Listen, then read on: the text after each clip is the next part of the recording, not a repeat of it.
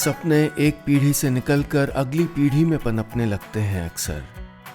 ऐसा ही एक सपना था समीर चड्ढा के पापा का। उन्हें लगाव था खेती से, जमीन से और फसलों से, और समीर ने इसी नन्हे सपने को बना दिया एक विराट कहानी। मेरे पिताजी ने मुझसे एक बार कहा था कि एक बीज से 1000 बीज बन जाते हैं। ये आइडिया ही मुझे इतना रेवोल्यूशनरी लगा कि मुझे लगा कि यार ये अपने आप में ये कितनी बड़ी चीज़ है। तो ये मेरे लिए एक बहुत ही बड़ा मोटिवेटिंग फैक्टर था मुझे खेती में लाने के लिए।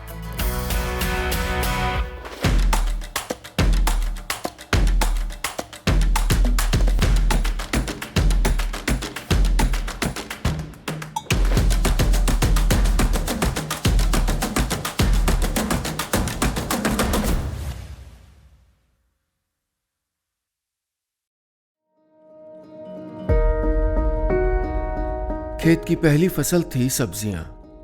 इस फसल में लागत थी बहुत सारी, मेहनत थी बहुत ज्यादा, लेकिन उपज वो अब तक काफी कम थी। मेरे पिताजी बताते थे कि मेरे दादाजी और मेरी ग्रेट ग्रैंड मदर वो लोग पार्टीशन के बाद इंडिया आए। तो 2010 में मेरे फादर ने ये खेत की ये जगह ली। मैंने खेती की शुरुआत सब्जियों से करी थी। सब्जियों में हमें बहुत घाटा हुआ और फिर मार्केट में हमें अच्छा रेट नहीं मिलता है, तो बहुत निराशा होती है। जमीन ऐसे ही नहीं बनाने देती है रास्ते, ठोकरें लगती हैं, पत्थर होते हैं, वो मांगती है मेहनत के मोती। लेकिन चाहे जितनी भी मुश्किलें आए, समीर को बनाना ही था ये रास्ता। मेरे माइंड में ये शुरू से ही था कि मुझे परंपरागत खेती से हट के कुछ करना है, कुछ ऐसा करना है कि जिसको हम प्रोडक्शन करें तो वो नायाब हो मार्केट में। ऐसी चीज़ों को सर्च करते हुए मैं एरोमेटिक और मेडिसिनल फसलों के ऊपर मैंने थोड़ा शोध किया, और उससे मुझे पता चला कि एसेंशियल ऑयल उनकी मार्केट में बहुत ज़्यादा डिमांड है। तो बड़ी बड़ी कंट्रीज़ जैसे USA, यूरोप, जापान और चाइना में बहुत डिमांड है हमारे इंडियन एसेंशियल ऑयल्स की। तो मैंने यही सोच के मैंने एसेंशियल ऑयल में और जिसे आप कह सकते हैं कि अरोमा इंडस्ट्री में मैंने काम करना शुरू किया। पहले ही साल में समीर की मेहनत रंग लाई थी। उनका मुनाफा दुगना हो गया था। तीसरे साल के आते आते 1 एकड़ की फसल अब 20 एकड़ तक फैल गई थी। खेत में फसल लहराने लगी थी और पापा की आंखों में खुशियां।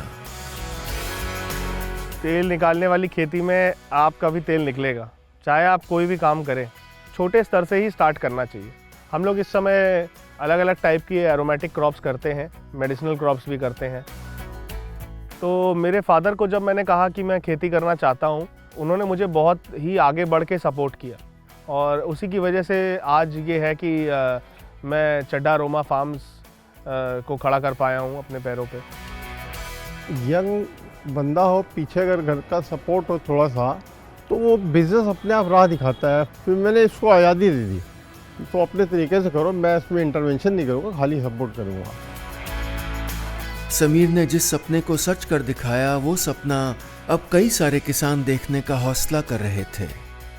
समीर को रास्ता दिखाने वाला कोई नहीं था, लेकिन उन्होंने कई सारे किसानों को इस राह पर चलना सिखाया।